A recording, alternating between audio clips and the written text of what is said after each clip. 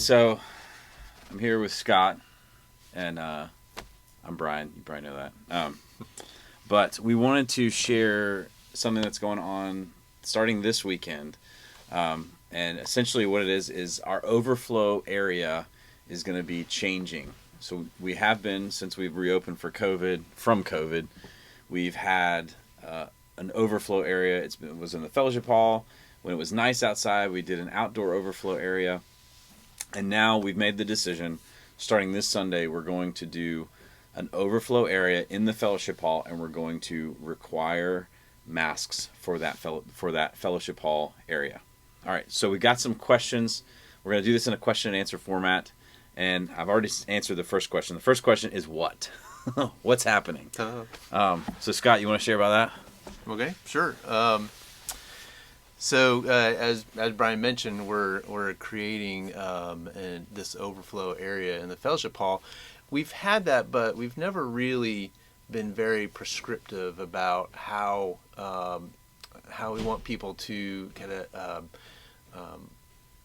go about their business in those overflow areas. And so what we've heard is that it would be helpful to be a little more prescriptive about that. And so in order to provide a more permanent solution, we want to set the fellowship hall up so that folks who are more comfortable with mask wearing, with the social distancing and requirements like that, they will be more comfortably able to come and worship here with us on Sundays.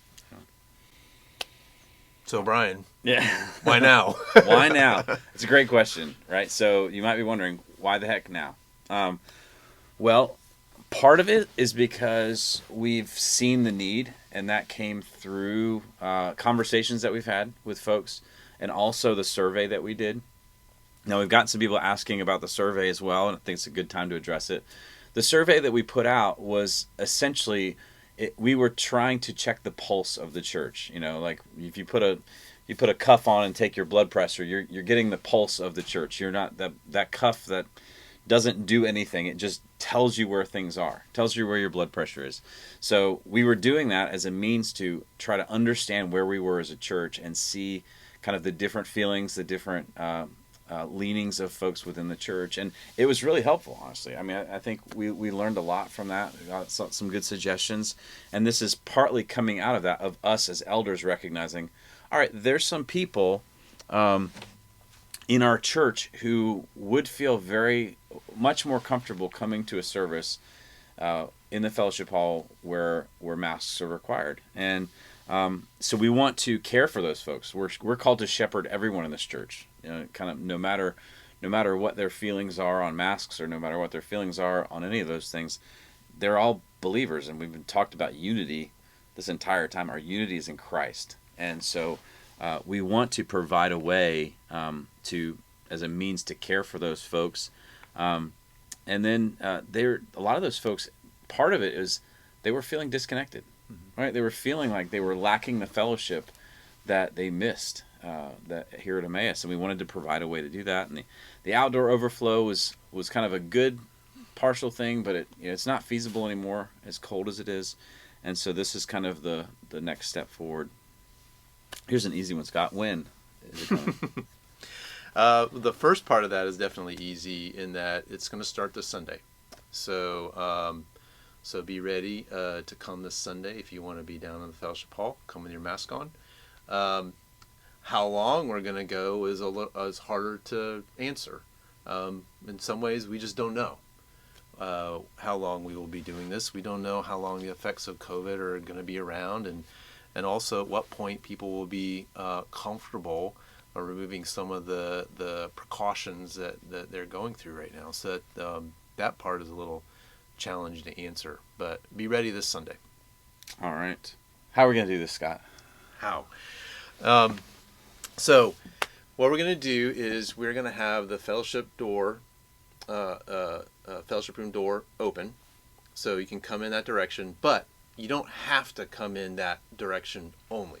If you're comfortable coming in through the main door into the sanctuary, you want to come through and say hi to folks, please feel free to do that. That is perfectly fine. But if you'd rather just come directly into the room, that'll be open. We're going to have tables spaced out with chairs. They'll be cleaned ahead of time, so come right on in and sit down. We'll have communion elements available for you to pick up, to have as part of the service as well. And it's that easy. After the service, please feel free to hang around and fellowship. We'll all be outside fellowshipping as we normally do on Sundays. Mm-hmm. So, did I miss anything? Yeah. Well, I think we're gonna look at ways to improve the space moving forward. Yeah. So we'll see how that goes. Right. So if you have thoughts, it'd be really helpful to hear from those of you who are down there. If there's something that you realize would help in the worship experience down there, please let us know. Yeah. We certainly would like to make those changes if they're feasible. Yeah. All right. Who can come? Well,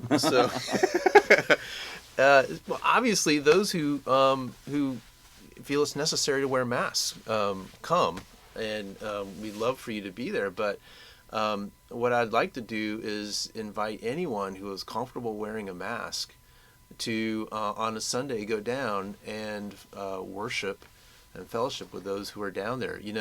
We're creating this space, but being in the building is really not quite good enough. It's really spending time with your brothers and sisters in Christ, and that's where true fellowship happens.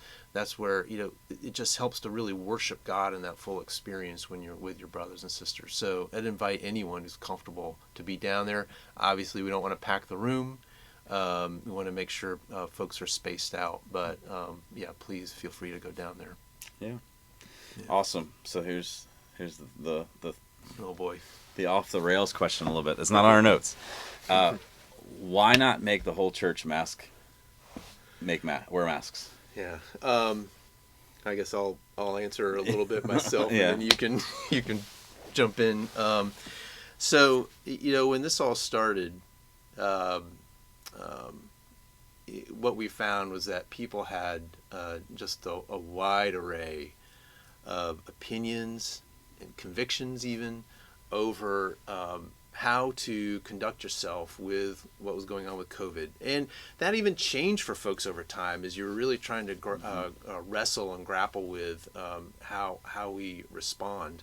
And so we had people who feel like you should not be wearing masks, and those who feel like you should, on kind of ends of the spectrum, and then everything in between. And so we felt like it was wise to require what the state was requiring, but not require anything more than that, because we're not really acting like officers of the law and trying to keep folks to the rules. That being said, we also know that the way we've kind of established that, not just in the sanctuary, but for other ministries, it has made those who've wanted to wear masks, it's made them feel a bit neglected. And so this hopefully provides an opportunity to take that feeling of neglect away. Yeah, I mean, there's really, this is one of the hardest areas, struggles in ministry that I've ever faced, and I know other pastors have said the same thing, where it's a challenging predicament where there are times, and like Scott said, there are people who have convictions that they should not wear masks, and people who have convictions that you have to wear masks because the government says so. So how do we unify those people, and how do we remain unified in Christ when this is it's a disputable matter, it's a non-salvation issue, and so how do we maintain unity in the body during this time? And so one of the ways that was really helpful for us to kind of assess where people are was using that survey, and that what that showed us was that kind of for numbers, if we had required masks in the sanctuary for our services, we would actually end up alienating a larger group of people. So it's not a vote thing, but it's just recognizing where our congregation is. And so if we offer this second area downstairs It's not because you're second-class citizens. It's not because we pushing you out. It might feel like that, but I would just ask you to fight that feeling as much as you can, but say this is the nature of the outcome of our convictions, right? So those are just the natural things, and it's the way that we feel as elders. We feel like God has called us to lead this church, and so one of the hard things about this is we make a decision, and that's a decision that we need to make and stick with, and try to lead forward, and we will find out, as time will tell, what the right decision was, and I pray, I believe that we're making the right decision. Yeah, I'd say what's been encouraging through this is that, in spite of the challenges and dealing with the differences, God has grown this church during this time. It's been encouraging to see what He has done, and it's encouraging to see people desiring to be here and to fellowship and worship together. We're seeing people want to fight for that. As opposed to the opposite, fighting to divide the church. And so I'm thankful for that very much. And definitely trust that the Lord is going to grow us and strengthen us as a church through this. Yeah, absolutely. Yeah. Well, thanks for watching this. I hope this is informative. If you have any questions, I know that you won't hesitate to email. That's one thing we can count on. Please do. Please do. We love it.